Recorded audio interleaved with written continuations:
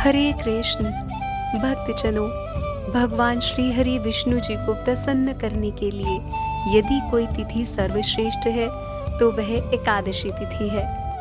एकादशी के व्रत का पालन करने से मेरी शुद्ध भक्ति प्राप्त होती है, ऐसा भगवान स्वयं कहते हैं।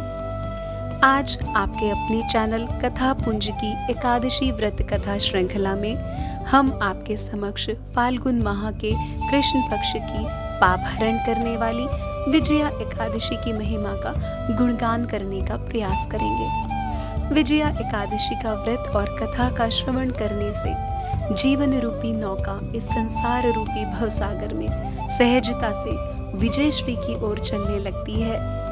आइए सबसे पहले जानते हैं विजया एकादशी का शुभ मुहूर्त। विजया एकादशी के व्रत का पालन किया जाएगा 27 फरवरी 2022 दिन रविवार। एकादशी की तिथि प्रारंभ होगी 26 फरवरी 2022 दिन शनिवार प्रातः 10:39 से और एकादशी की तिथि समाप्त होगी 27 फरवरी 2022 दिन रविवार प्रातः 8:12 पर। एकादशी के व्रत के पारण का समय होगा 28 फरवरी 2022 दिन सोमवार प्रातः 6:48 से 10:38 तक। आइए विजया एकादशी की शुभकामना के साथ कथा और व्रत विधि श्रवण करते हैं। एक बार महाराज युधिष्ठिर जी ने भगवान श्री कृष्ण जी से पूछा कि हे जनार्दन, फाल्गुन माह के कृष्ण पक्ष की एकादशी का क्या नाम है, क्या इसकी विधि है, सो सब मुझसे कहिए। भक्त वत्सल भगवान श्री कृष्ण जी बोले, हे राजराजेश्वर, फाल्गुन माह के कृष्ण पक्ष की एकादशी का नाम विजया है। उसके प्रभाव से मनुष्य को विजय मिलती है। इस विजया एकादशी के महात्म्य के श्रवण व पठन करने से समस्त पाप नष्ट हो जाते हैं। एक समय देवऋषि नारद जी ने जगत पिता ब्रह्मा जी से पूछा कि हे भगवान, आप मुझे फाल्गुन माह के कृष्ण पक्ष की विजया नामक एकादशी का व्रत और विधान बतलाइए। ब्रह्मा जी बोले, हे नारद, विजया एकादशी का व्रत सभी प्रकार के पापों को नष्ट करने में सक्षम है। यह व्रत मनुष्य को विजय प्रदान करता है। त्रेता युग में श्री रामचंद्र जी को जब 14 वर्ष के लिए वनवास हो गया, तब वह श्री लक्ष्मण जी और जानकी जी सहित पंचवटी में निवास करने लगे। इस जगह जब रावण ने सीता जी का हरण किया तो इस दुखद समाचार से श्री राम जी अत्यंत व्याकुल हुए और सीता जी की खोज में चल दिए। ढूंढते ढूंढते मरणासन जटायु के पास पहुंचे और जटायु से सीता जी के बारे में समाचार जानकर कुछ आगे चले। सुग्रीव के साथ मित्रता कर प्रभु श्री राम जी ने बाली का वध किया। श्री हनुमान जी ने लंका में जाकर सीता जी का पता लगाया। वहां से लौटकर हनुमान जी श्री रामचंद्र जी के पास आए और लंका दहन और माता सीता के सब समाचार कह सुनाए।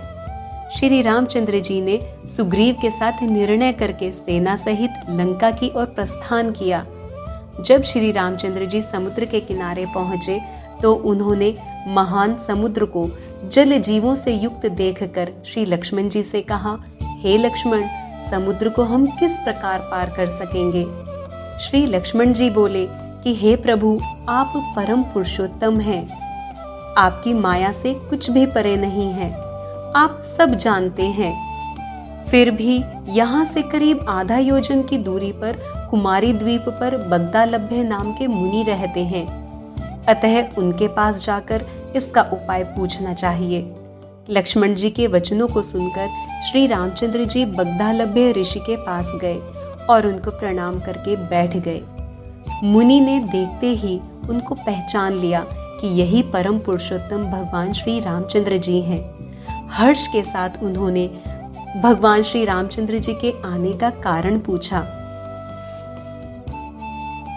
भगवान श्री रामचंद्र जी मुनि बगदालभ्य से बोले कि मैं यहाँ रावण का संहार करके सीता जी को मुक्त कराने के लिए आया हूँ। आप कृपा करके मुझे समुद्र पार करने का कोई उपाय बताइए। महर्षि बगदालभ्य बोले, हे श्री राम जी, मैं आपको एक उत्तम व्रत बताता हूँ। फाल्गुन माह के कृष्ण पक्ष की विजया एकादशी का व्रत करने से आप समुद्र अवश्य ही पार करेंगे और आपकी विजय अवश्य ही होगी। हे श्री राम जी, इस व्रत की विधि इस प्रकार है, ध्यान से सुनिए। दशमी के दिन स्वर्ण, चांदी, तांबा या मिट्टी किसी वस्तु का एक घड़ा लें। उस घड़े को जल से भरकर उस पर पंच पल्लव लगाकर वेदिका पर स्थापित कर दें। घड़े के नीचे सतनजा अर्थात 7 प्रकार के अनाज मिले हुए और उसके ऊपर जौ रखें। इस पर श्री नारायण भगवान की प्रतिमा स्थापित करें। एकादशी के दिन स्नान आदि नित्य कर्म से निवृत्त होकर धूप, दीप, नैवेद्य, नारियल आदि से भगवान जी की पूजा करें।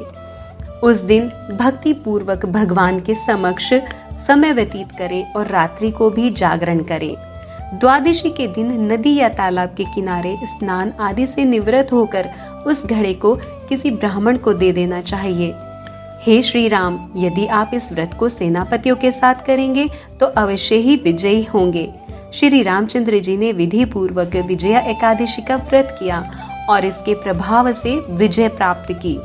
अतः हे राजन, जो मनुष्य इस व्रत को विधि पूर्वक करेगा उसकी दोनों लोकों में विजय होगी। श्री ब्रह्मा जी ने नारद जी से कहा था कि पुत्र, जो इस व्रत का महात्म्य सुनता है उसको वाजपेयी यज्ञ के फल की प्राप्ति होती है। विजया एकादशी करके भगवान श्री रामचंद्र जी ने अपनी समस्या का समाधान प्राप्त किया।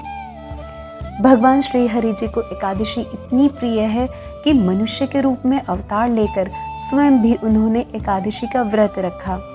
इसलिए हमें भी उनके आदर्शों का पालन करते हुए एकादशी का व्रत रखना चाहिए और अधिक से अधिक भगवान श्री हरि जी का नाम स्मरण करके अपने पापों से मुक्ति का मार्ग खोजना चाहिए।